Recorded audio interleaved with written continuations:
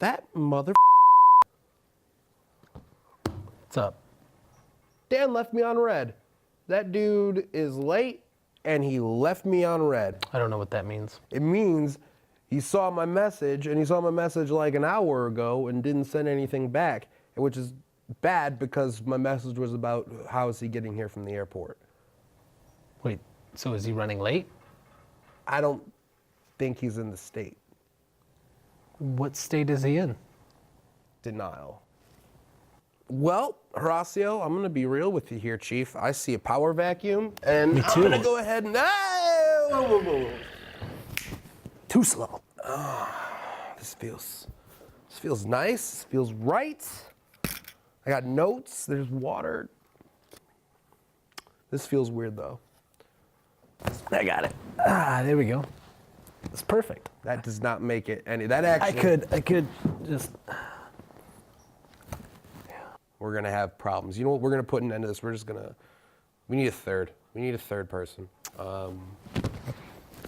No. He could, but he doesn't want to. Yeah, you'll do, I guess. Aidan, why don't you sit right over there? Oh, sure. Yeah, I'll do it. Really? Him? Yeah, him. You got Of a all problem with people? it? You got a problem with it? Whoa, hey! No. You like to believe in communism and how everyone gets a fair shot. Okay. So he gets to sit in the open spot. You already have a spot. Take your spot, you commie. Don't touch me like that. This is nice. Isn't it? Yeah, I've been behind camera for You know 2 what years. else? You know what else is really nice? What? Yo, what up? It's your boy, Matt McCormick. I'm here on the set of The Take. Season 3 is upon us, everybody. No physical destruction this time. We're going full mental destruction. By the end of this season, one of these two people are going to commit murder, and you can best believe it's going to be my fault. I'm joined today by Aidan Schieber, our intern upgraded to couch guy. Also known as Aidan Schieber. Not Schreiber. I don't pronounce Thank you. Nazis' names correctly on purpose. Horatiu, Zglimbea. And the throwing same out the goes for Nazi. communists. Speaking of communists, we're joined once again by our resident baby communist, Horatiu Zglimbea, coming to you from the couch. Today, we are reviewing the 1991 classic, Silence of the Lambs. Sans Daniel. Sans Daniel. Clearly, we moved on to bigger and better things. So, right there, Dan. I'm an upgrade. Yeah, a lot of people will see this as a step backwards. We're taking this as a step leaping into the future. We don't need you, Dan! We're transforming, much like the moths. Are you ready? I guess so. Let's do it. Theme song!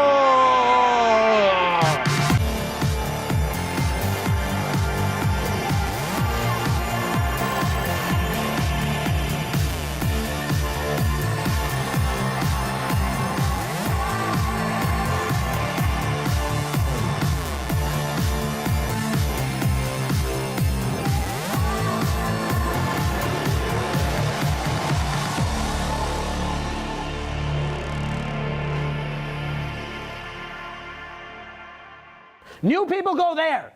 Mail for an OG, mother. I understand, okay? We're fine. We're good. All right. Welcome back to the set of The Take. As we said in the intro, today we're reviewing Jonathan Demme's 1991 classic, Silence of the Lambs. Here's a plot synopsis from IMDB. A young FBI cadet must receive the help of an incarcerated and manipulative cannibal killer to help catch another serial killer, a madman who skins his victims. What'd you guys think of the movie in 15 seconds? Horatiu, go. Well, I really do like the movie. I've seen it before, and Anthony Hopkins and Jodie Foster give star performances. It's crazy looking back now. You see a lot of people that, Buffalo Bill being the guy who's in of these other movies, Jack Crawford being... Time! Jesus! How? How do you not get this? This is the third season. We've done over 20 episodes, and you just... Oh, God, what did I get myself Aidan, into? what'd you think of Silence of the Lambs in 15 seconds? Go. It's always been a movie that I've heard about. I haven't really seen it until I saw, we did it for the show, and it really did not disappoint. I really enjoyed it all the way through. Well, thank you very much for being courteous and being on halftime.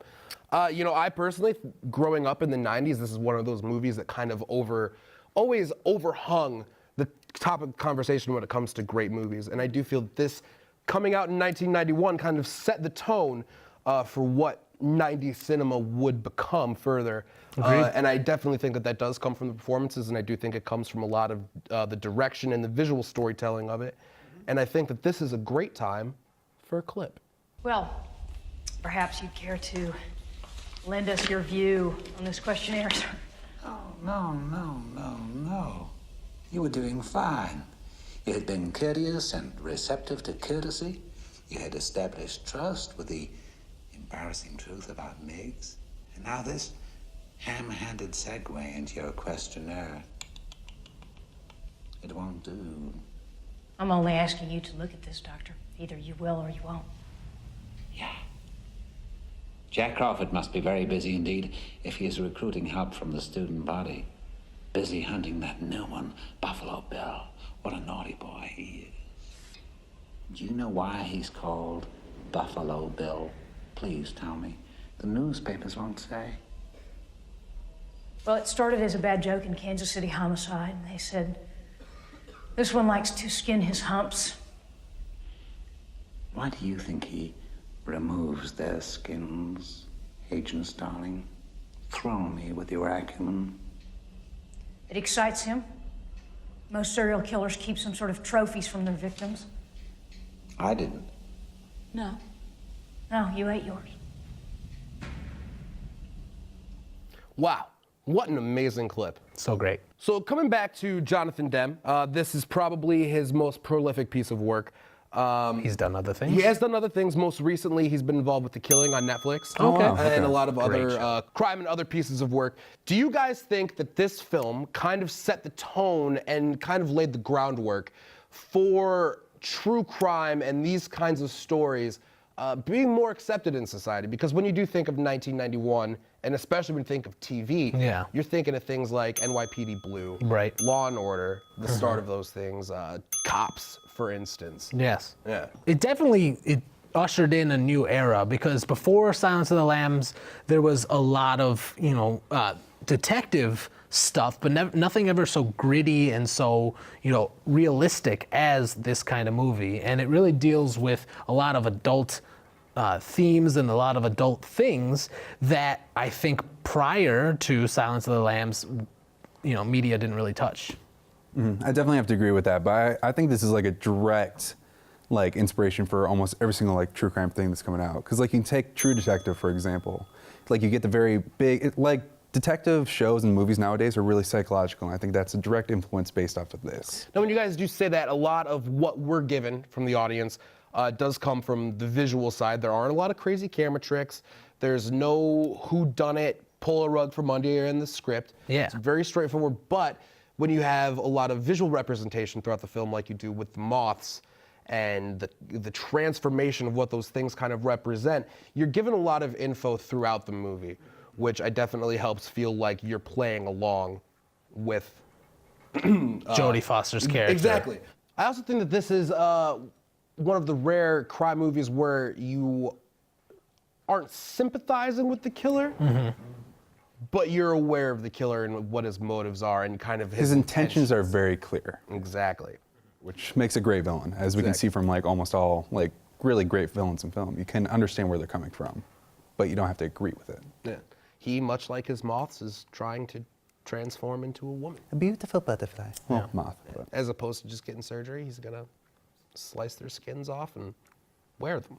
Not the best means of going about it, but Effective. It works. But not the best. Yeah. Effective, but not Is the it best. effective? Well, it depends on your end goal. he thought That's so. true. That's true. Let's talk about this movie and its place kind of in history. In 1991, this won the Big Five Academy Awards: Best Adapted Screenplay, Best Director, Best Picture, Best Actor, and Best Actress. Really? The last one to do that before it was One Flew Over the Cuckoo's Nest in '75, so it was a nice 20-ish year gap. Holy hell. Yes. It is masked by the awesome performance, the great camera work, the great story of the hunt for Buffalo Bill. I think there's a lot, not a lot, but there is some stuff that's lost in backstory that I I wanted them to explain it there. This is an adaptation from a book. I did not read the book. Did you read the book? I did not read the book either. No, we are a movie show. Why would we? He doesn't know how to read. No. So I would assume that yes, things are going to get lost in translation. But I do agree with you that this does become a showcase for Anthony Hopkins as opposed to Buffalo Bill. Right. It's interesting that they take that approach to it rather than it being just a straight up Jodie Foster's hunting Buffalo Bill and she catches it. Exactly. And I'd also like to point out that the big act of gratuitous violence that we see in the film doesn't come from Buffalo Bill, but comes from Hannibal Lecter himself. You're talking about the crucifixion? Yep, I'm talking about that jailhouse. Because you really don't see Buffalo Bill do anything. No. It's more just like hearing Well, what he's done. you You do hear see what him- he's done. No, you do see him do some things. He tucks his in between his legs and dances in the camera and says, "Would you me?" But you don't gutting a person like you see Anthony Hopkins like the result of. Yeah, Yeah. it's true. You see him doing stuff to himself, but not to others. I'd like to talk more about Jodie Foster Okay. and her performance in this film, which was fantastic as a female FBI agent in 1991. We cannot talk about this movie without talking about feminism and kind of how this movie is one of the best examples of feminism in film that I can find. Yeah. It tackles the struggle of being a woman in that position, but none of what Agent Starling does. Starling. None of what Agent Starling does is defined by the fact that she's a woman. Whereas a lot of things nowadays, that's all that they would give you. Whereas in this, she sees herself as an FBI agent first. Right. She's an incredibly competent person. It's just getting everyone else to see how competent she is. Yeah. Yeah. Let's kick it to commercial.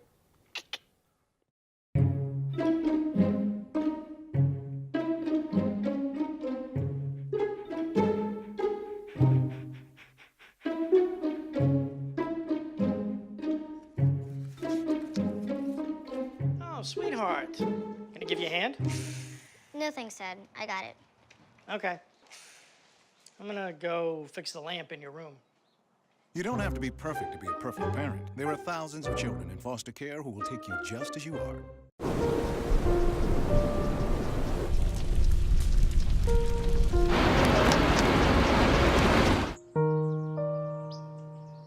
Don't wait. Communicate. Make your emergency plan today.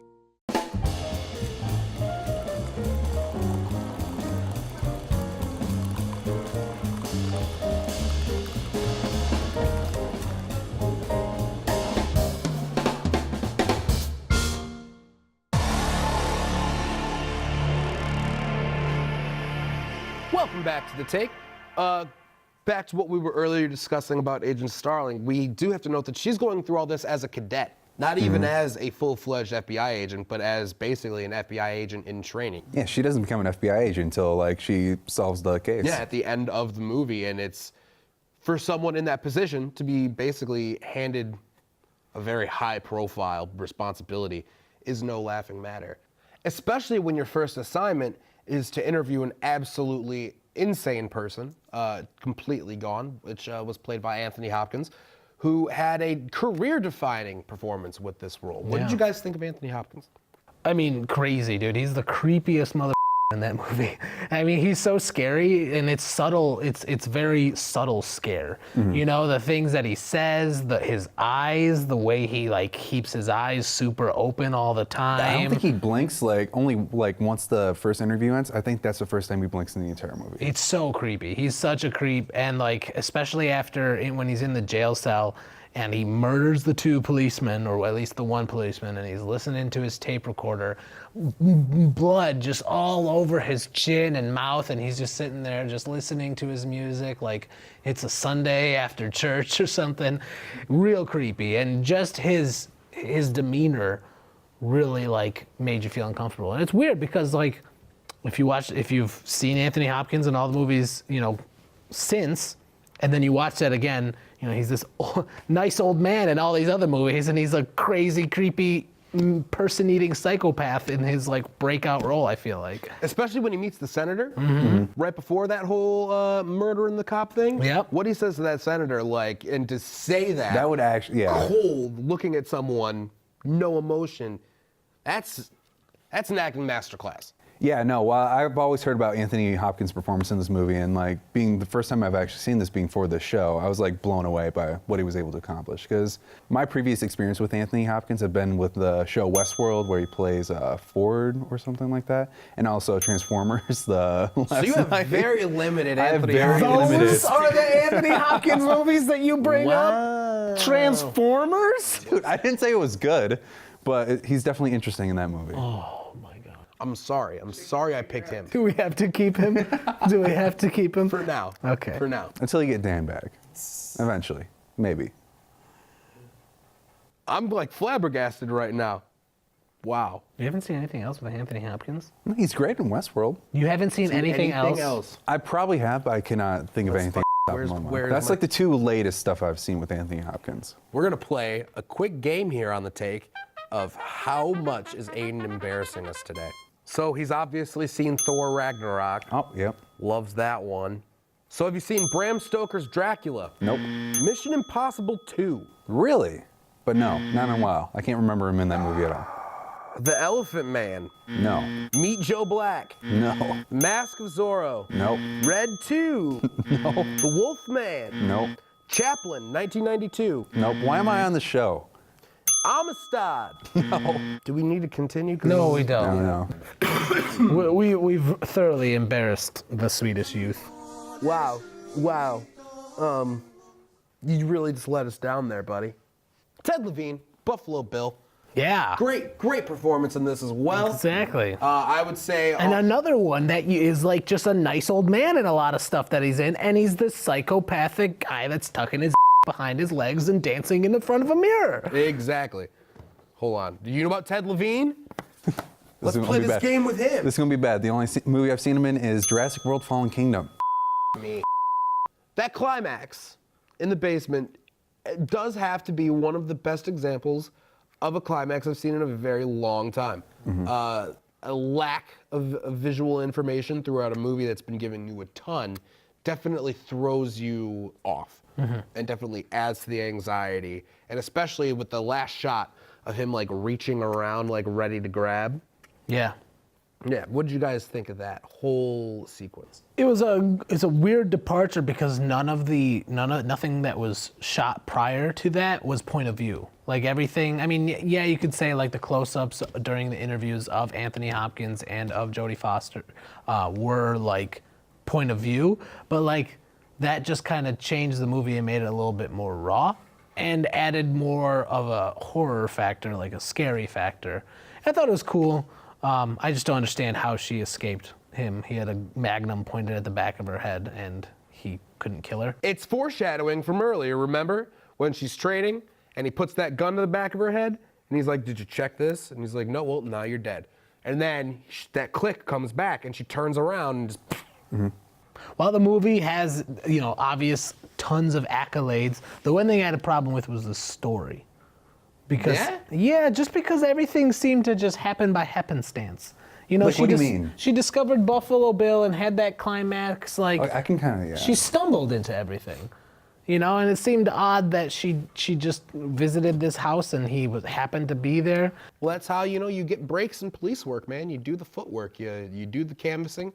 Go I guess. house to house, Yeah. And just her being selected simply to interview Hannibal Lecter, I thought was very lucky. I just feel like... Well, I think behind the scenes, like the main FBI dude who's probably like, who's a good person and just looks at their track record and be like, oh yeah, she'd be good. Well, she's a cadet. Yeah, but How does people stand out more than others. Sure, in but there, how does too. one cadet get all that stuff? That's my By problem. being a good cadet and by putting in the work and By talking like this, getting results. Not like that. swim in the ocean, of course, under SWAT surveillance. See, I didn't mind her accent. I just thought it was You get hilarious. used to it after a little bit. Yeah, I just thought it was funny. This is the number to my office. If I don't come back, Give him a call. give him a call. I'll be waiting for you in there. Overall, I think this is a great example of the end of the 80s, early 90s cinema of just great storytelling that didn't rely on CGI or a crazy IP that everybody needed to know and gave you a nice, bloody, good old whodunit. Yeah. So overall, I think I'm going to give this one 4.5 out of 5 severed heads. Horacio, what about you? It's close to perfect to me as well. So I'm gonna give it 4 out of 5 death moths. I will give this movie 4 out of 5 post meals Anthony Hopkins. Oh, bloody Anthony. Nice. I see with the face. Yep. Yeah, good call. All right, you know what time it is? It's commercial time. And when we get back from commercial time, we're gonna have some fun. Woo! Hart, what's going on? I'm leaving. Why? What did I do? Not enough. You constantly ignore me. You barely eat anything healthy. You're half as active as you used to be. The pressure is just too much. I quit. Okay, I get it. I'll do better. Just please, Don't leave. Okay. But remember, if I go, you go. Listen to your heart. Don't let it quit on you. Uncontrolled high blood pressure could lead to stroke, heart attack, or death. Get yours to a healthy range before it's too late. From the moment they were born, they could do no wrong. Through the years, we've pushed them, defended them, tested them. They've tested us right back. They're our kids, and no matter how much they deny it, they know we've always had their back. A parent is a child's greatest influence. In these guiding moments, all we'll ever ask of them is to live a life they can be proud of.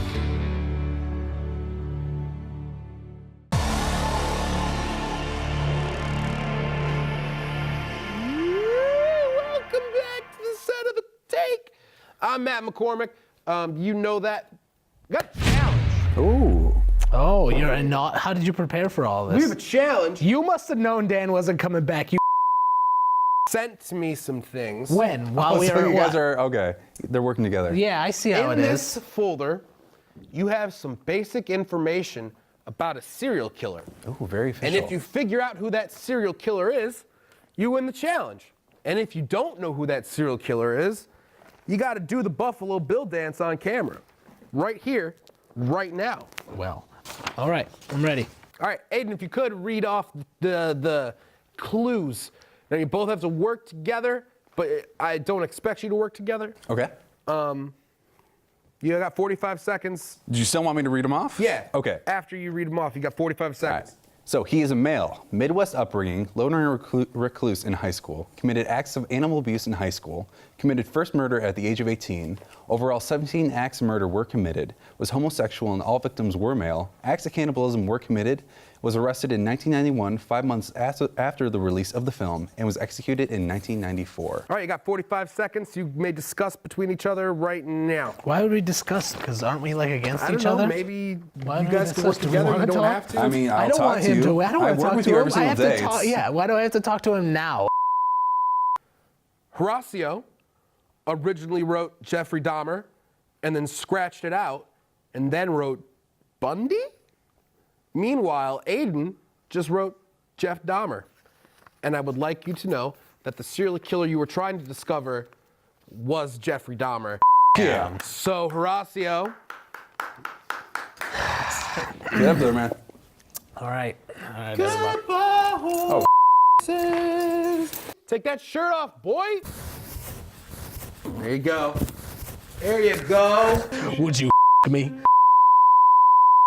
Fun fact, this summer I actually went into the hotel room where Jeffrey Dahmer committed Joffrey Dahmer. We're doing some Game of Thrones monsters, here. all of them. His hotel room where he killed and ate his first guy, and we'll put that picture in right here. Why do you visit serial killers? It was more so like the hotel was right across the street from the venue we were at, and we were kind of up, and we were like, oh, let's go be weird. So a group of us went over there, and we were weird, and then we ran into some lady in the hotel. And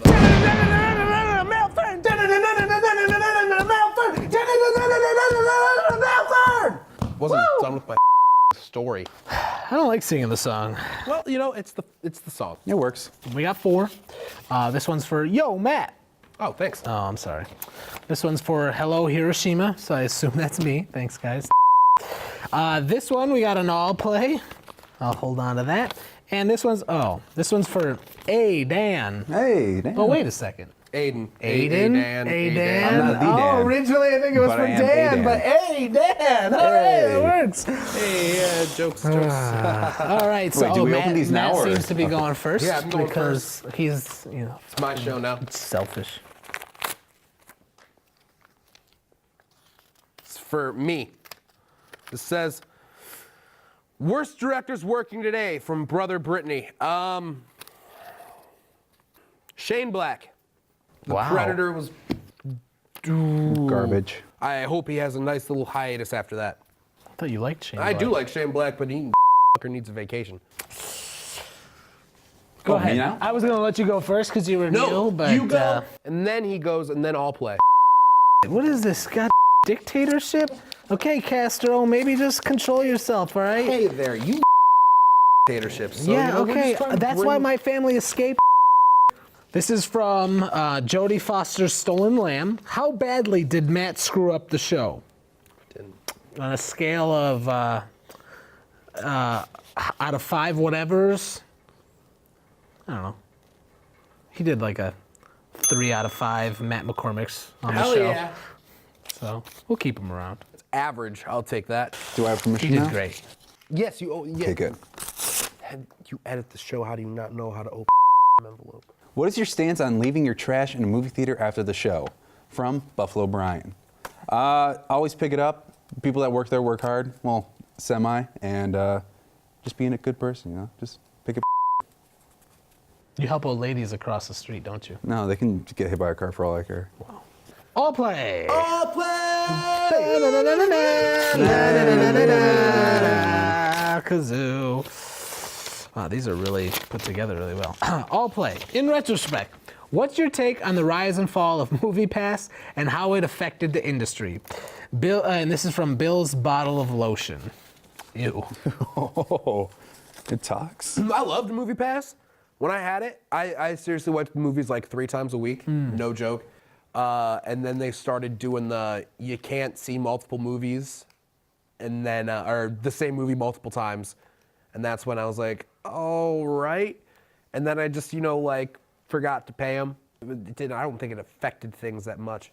Yeah, it was clearly unsustainable, but it's fun while it lasted. That's my opinions. I never used MoviePass. Maybe Cinema, the new Netflix competitor, which is $30 a month. Oh God. But offers that original MoviePass plan, which might be worth it. We'll see. We'll see where that goes. I do not see nearly enough movies in a week. In like a month. But if you spend more than $30 a month on movies, it's that price point. That's what got everybody with MoviePass. It's like, oh, it's 1 movie ticket. Yeah. And now it's like, oh, it's 3 movie tickets. So that 4th one just sets you over. Well, Aidan, since you won the challenge, what are we watching next week? And by next week, he means next time. Yeah, I don't know when that will be. It literally could be like 3 months from now. We'll never know. Probably will. I'm thinking maybe Scott Pilgrim. Scott Pilgrim? Get some Edgar Wright up in here, have a good time. Yeah, we haven't done that before. Good movie. It's on Netflix, too. Yeah, it's very easy. Yeah, that's why you picked it. And that's going to do it for this episode of The Take. Be sure to follow us on Gmail, like us on Facebook, Twitter, Instagram.